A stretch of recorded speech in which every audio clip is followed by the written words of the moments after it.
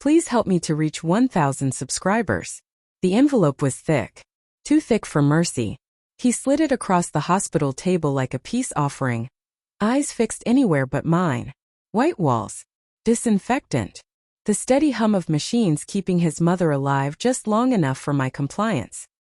His mistress leaned against the window, sunlight catching the diamond on her finger. She smiled as if I were already erased. Sign, he said. I didn't ask why. I didn't cry. I didn't blink.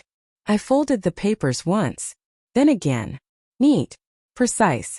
Something settled into place. Quiet. Heavy, permanent. 2 days earlier, he had asked me for a kidney. I said yes. We met years ago in a bookstore that smelled like dust and rain. Reached for the same paperback. Laughed when our hands collided. We were careful then. Kind. He learned how I take my coffee. I learned his tells. The thumb rub when he lied.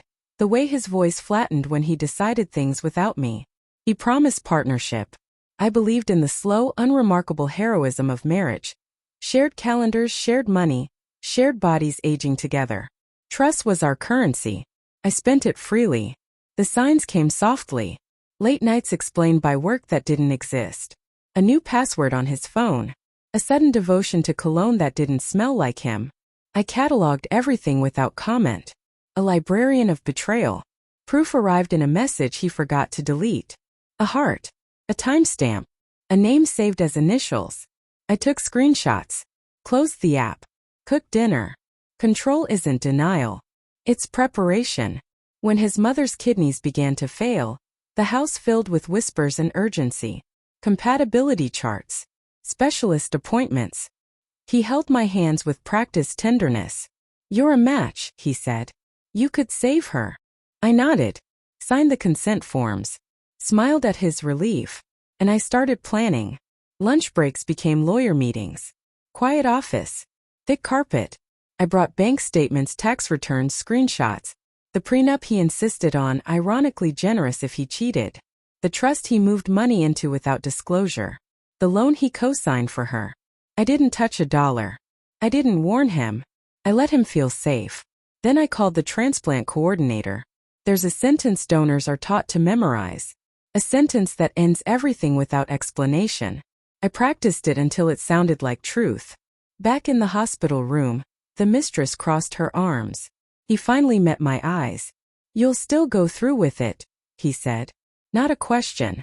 I stood. Smoothed my jacket. Of course. That's when the doctor knocked. Neutral face. Clipboard.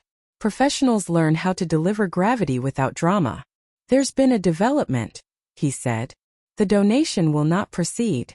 My husband's mouth opened. Closed. The mistress leaned forward. Why? The doctor glanced at me. I nodded.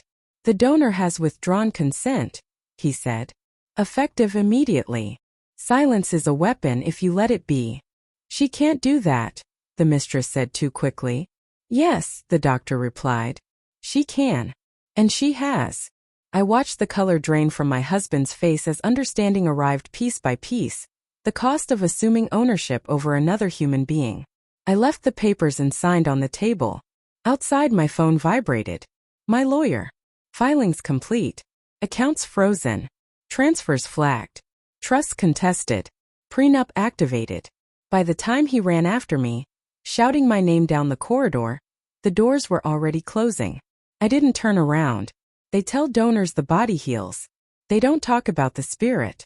I felt lighter anyway. In the weeks that followed, the mistress vanished when the money did. His mother was moved to another list. His messages grew smaller, then meaner, then desperate. I saved none of them. Justice doesn't require an audience. Now I sit in the quiet of my own apartment. Sunlight on bare floors. I replay the moment the doctor spoke. The tilt of my husband's head. The instant power changed hands without a sound. I didn't raise my voice. I didn't strike him. I didn't give him a scene to weaponize. I gave him consequences. Betrayal taught me something simple and sharp. Love is a gift, not collateral. My body was never his to bargain with. My silence was never weakness. I kept my kidney.